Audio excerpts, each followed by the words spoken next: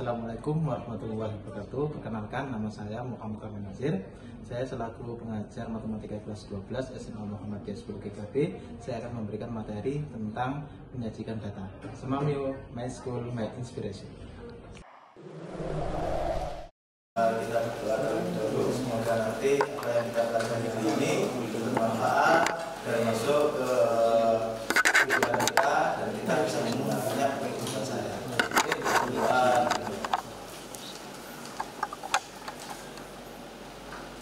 Oke, sudah selesai.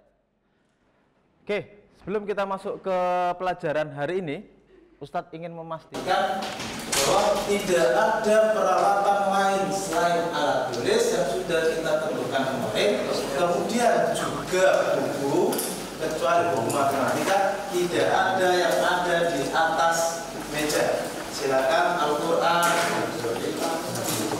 tempat minum, tempat makan, silakan disimpan di bawah meja. Sudah, dan pastikan alat tulisnya sudah siap untuk belajar hari ini.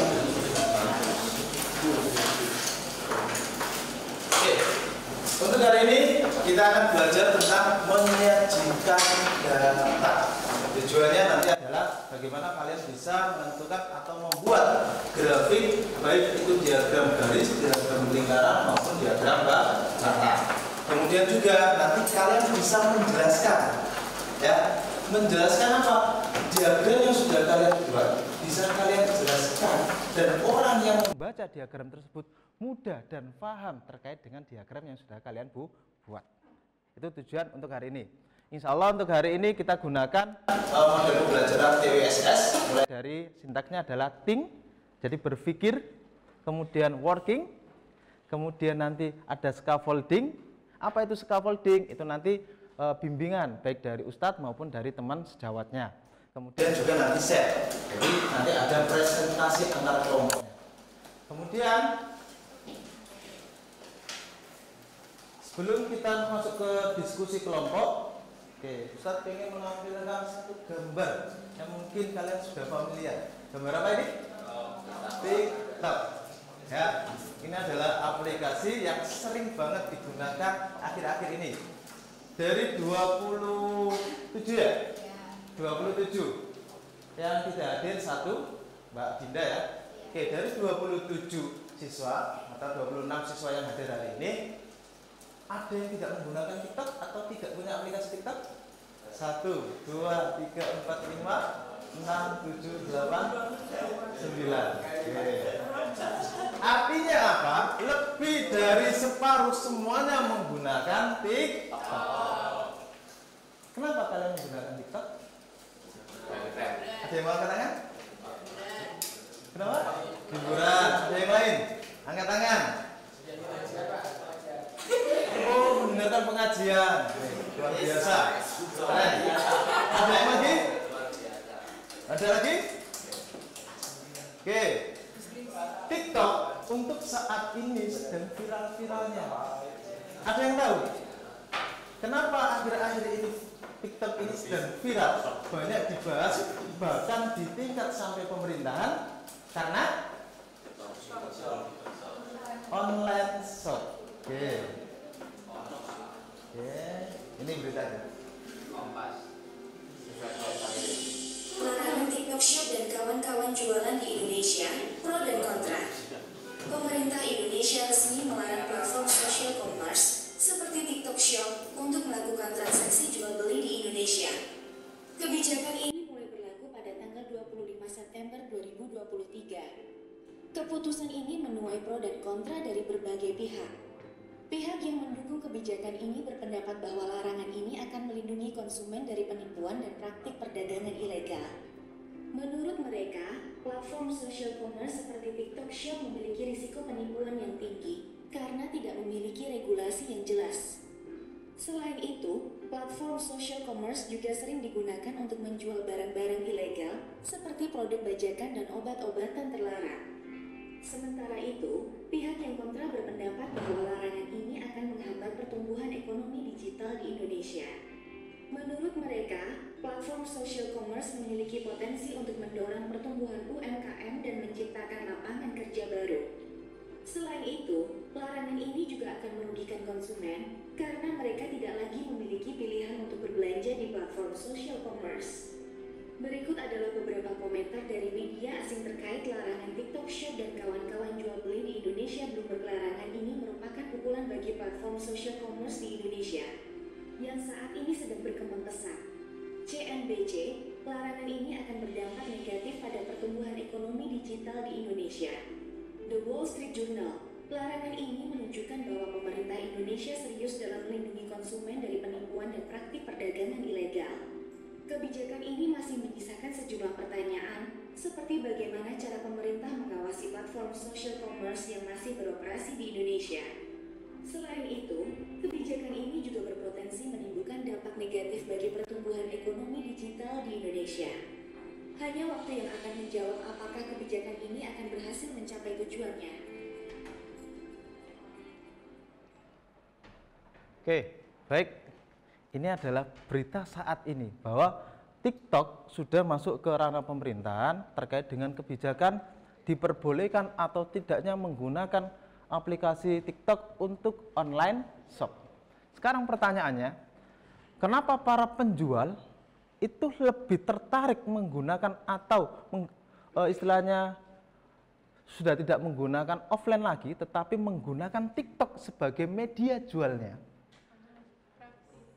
Oke, karena lebih praktis. Oke, jangkauannya lebih luas. Oke, harga produknya lebih murah. Oke, semuanya benar. Tetapi, kalau kalian tengok ke belakang, banyak sekali media sosial selain TikTok. Betul? Ada Instagram, ada Facebook. Nah, siapa yang masih punya Facebook? Nah, masih punya Facebook. Kenapa tidak menggunakan Facebook? Facebook itu penggunanya sangat banyak. Karena apa? Yang diperhatikan adalah pengguna aktif dari aplikasi tersebut. Kalau Facebook mungkin pengguna aktifnya hanya membuka satu minggu satu kali, bahkan ada yang 10 hari satu kali, atau bahkan 1 bulan satu kali. Jarang sekali menggunakan tiap hari atau tiap waktu. Beda dengan halnya TikTok, penggunanya meskipun nggak terlalu banyak seperti Facebook, tetapi pengguna aktif TikTok itu sangat banyak. Bahkan tiap hari, satu hari berapa kali buka aplikasi TikTok? Katakan sekali, katakan. Ada yang lebih dari 2 kali? Nggak usah malu. Kok usah nggak tanya buka apa? Buka berapa kali? Buka berapa kali? Sudah buka banyak kan? Ada yang membuka TikTok lebih dari 1 jam? Lebih dari 1 jam. Oke. Artinya apa? Sehingga penjual itu pasti memanfaatkan itu. Oh, penggunanya banyak, kemudian aktif terus menggunakan TikTok.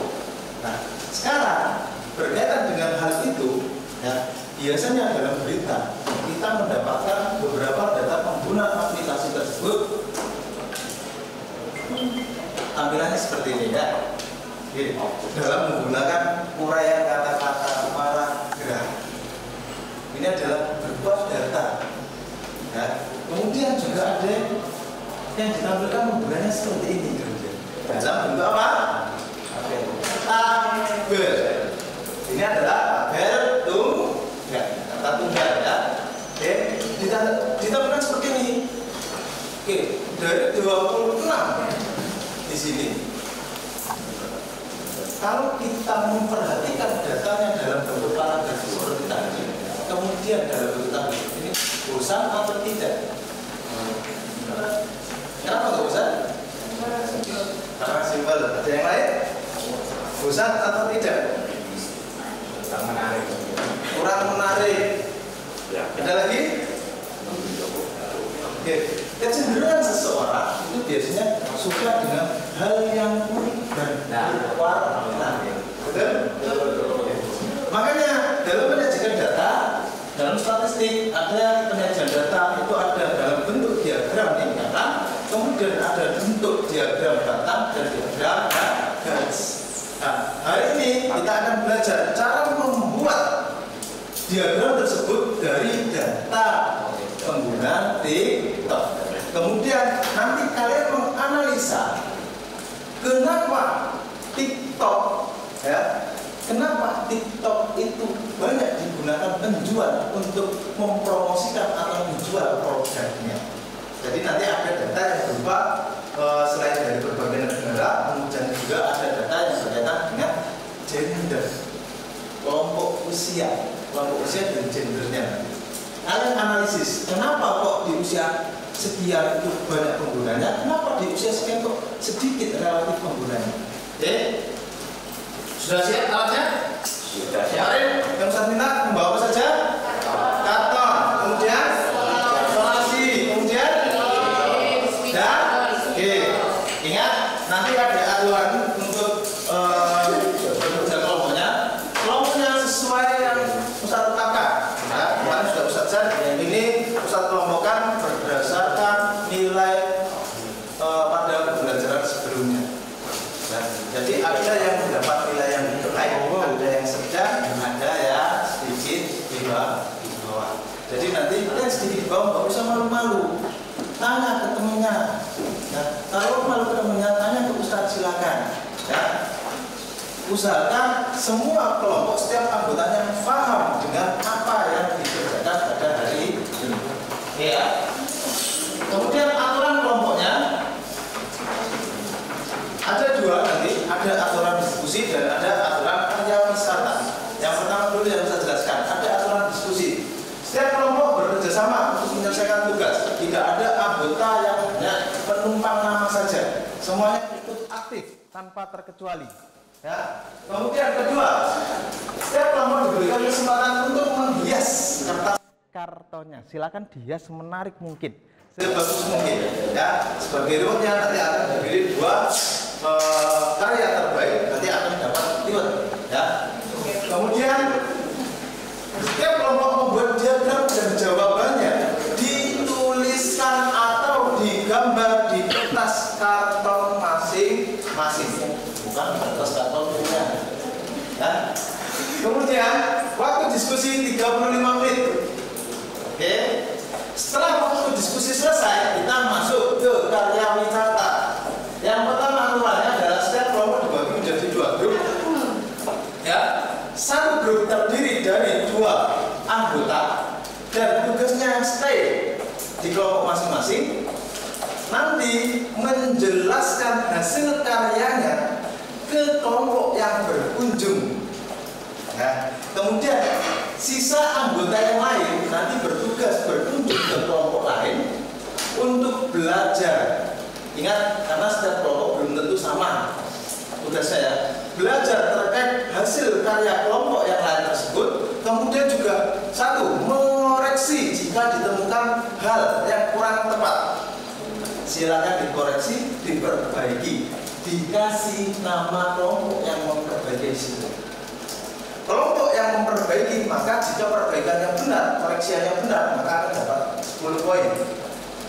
Jika salah atau kurang tepat, nanti kelompok yang mengoreksi dikurangi 10 poin. Oke, paham? Untuk yang ini, oke. Waktu berkunjung untuk setiap kelompok ya hanya 5 menit. Maksimal boleh berkunjung 2 kelompok. Berarti waktu karya wisata nanti adalah 10 menit, nggak lebih. Oke.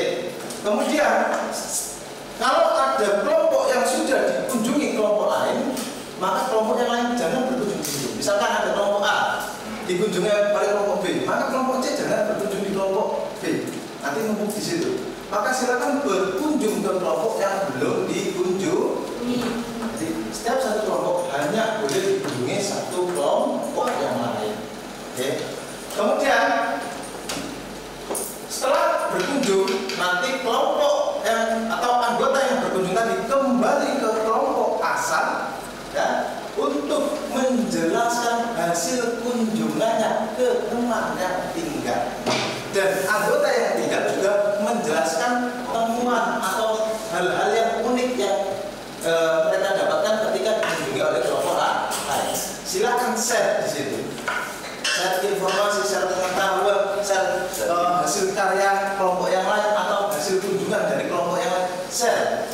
Sehingga apa? Setiap anggota di kelompoknya paham dengan hasil karya atau dengan hasil karya kelompok lah. Oke? Sampai sini ada pertanyaan? Tidak ada. Jelas? Oke, kurang semangat. Jelas? Oke. Sekarang perwakilan dari masing-masing kelompok silakan maju ke depan. Ambil tugasnya.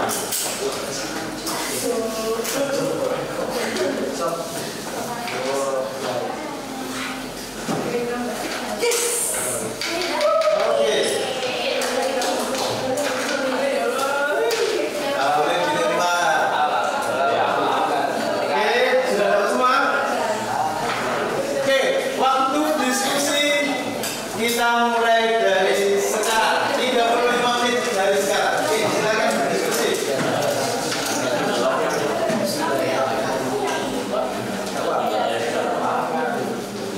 Boleh buka buku paket silakan.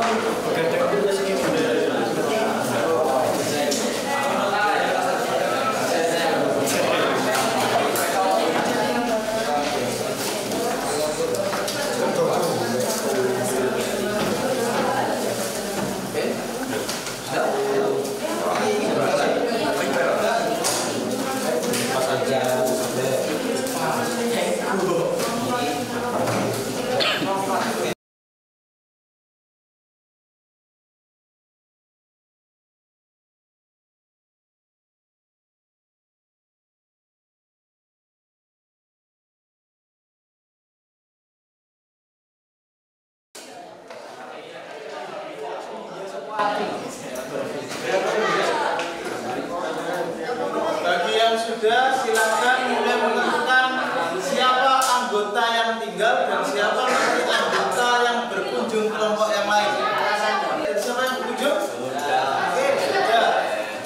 Silakan ditempelkan kertas kartonnya di salah satu tembok atau papan tulis atau kaca sebelah sini. Silakan tempel. Ambil tempat untuk siap kelompoknya.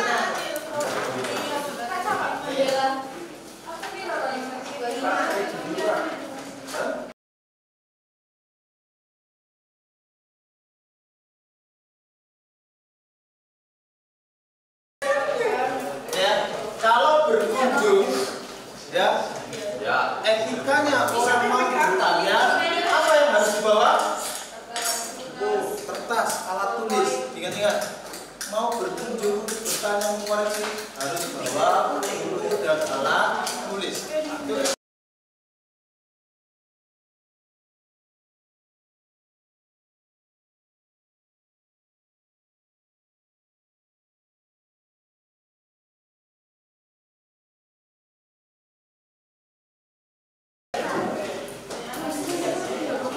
Oke, kalau sudah kembali ke kelompok masing-masing, Ustaz kasih waktu 3 menit ya. Kalau bikin 3 menit, silakan diskusi dengan teman atau anggota kelompoknya apa yang sudah didapat saat berkunjung dan apa yang diperoleh ketika dikunjungi. Silakan didiskusikan.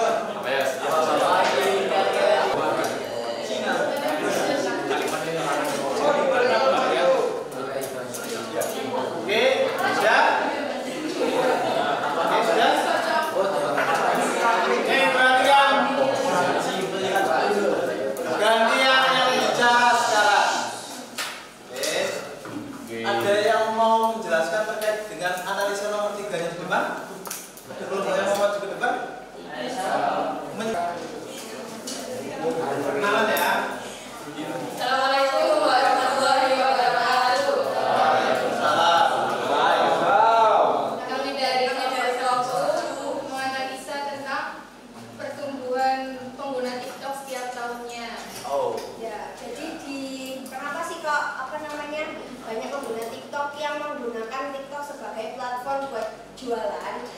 banyak banget faktornya, ada 3 yang dari hasil yang kita analisis. Yang pertama itu karena pengguna TikTok itu setiap tahunnya itu semakin bertambah, semakin naik gitu, jadi banyak yang menggunakan TikTok. Terus habis itu yang kedua itu Indonesia menduduki peringkat kedua sebagai pengguna TikTok paling banyak di dunia setelah United States. Yang ketiga itu mayoritas pengguna TikTok itu adalah remaja, karena kan biasanya remaja kan suka beli barang-barang tren terbaru terus langsung beli, jadi sangat suka buat beli-beli. Oke, terima kasih. Beli plus untuk kelompok 1.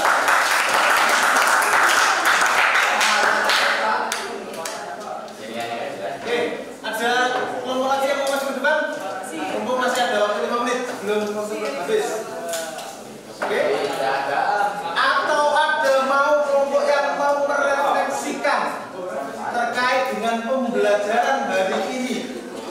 Pak, pembelajaran hari ini seperti ini. Ada yang mau maju? Bukan? Merefleksikan bagaimana sih pembelajaran hari ini? Menyenangkan? Menyenangkan. Menegangkan? Oke. Bagaimana menyajikan data hari ini? Enakan menyajikan data dalam bentuk tabel atau dalam bentuk diagram garis lingkaran atau batang?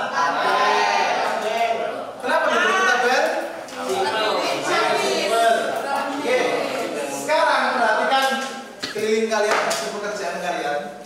Ada yang berupa tabel, ada yang berupa lingkaran, ada yang berupa diagram garis, ya. Mana yang berupa ini? Ada yang berupa diagram batang.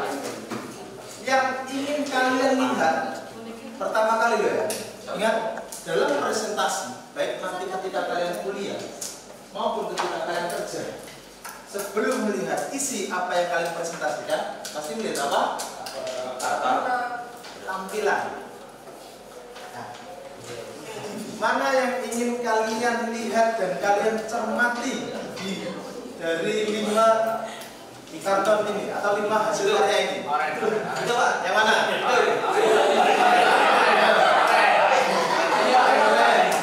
Kenapa?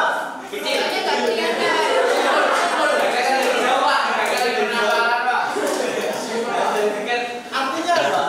Jika sesuatu yang unik yang kita berikan itu pasti akan menarik perhatian orang.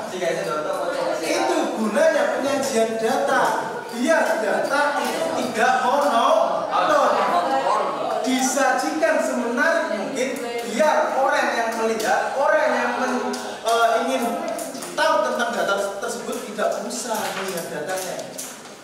Ini datanya masih sedikit. Bayangkan kalau data survei yang hampir ribuan kalian tampilkan dalam bentuk angka-angka saja. Apa yang terjadi di audiens? Tinggal melayu, apalagi ngantuk, apalagi bosen ya. Tetapi kalau ditampilkan dalam bentuk batang, dalam bentuk lingkaran yang berbagai keunikan, ada keunikannya, pasti orang itu merasa melihat data tersebut, sehingga ingin tahu lebih dalam terkait dengan data tersebut. Itu adalah manfaat menyajikan data. Oke, ada pertanyaan? Oke, sebelum kita lanjutkan ya, untuk kelompok terbaik, saya umumkan sekalian ya. Oke,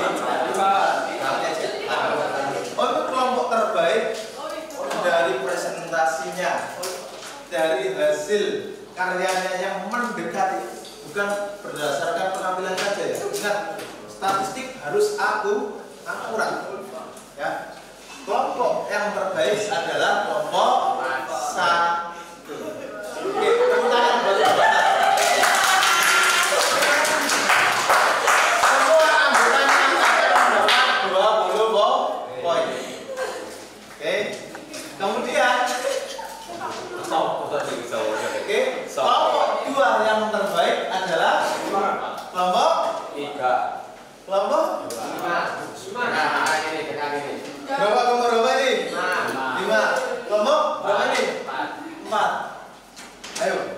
kelompok 3, kelompok 4, ini 5, kelompok 4. Atau kelompok 3. Yang terbaik adalah kelompok berapa ini?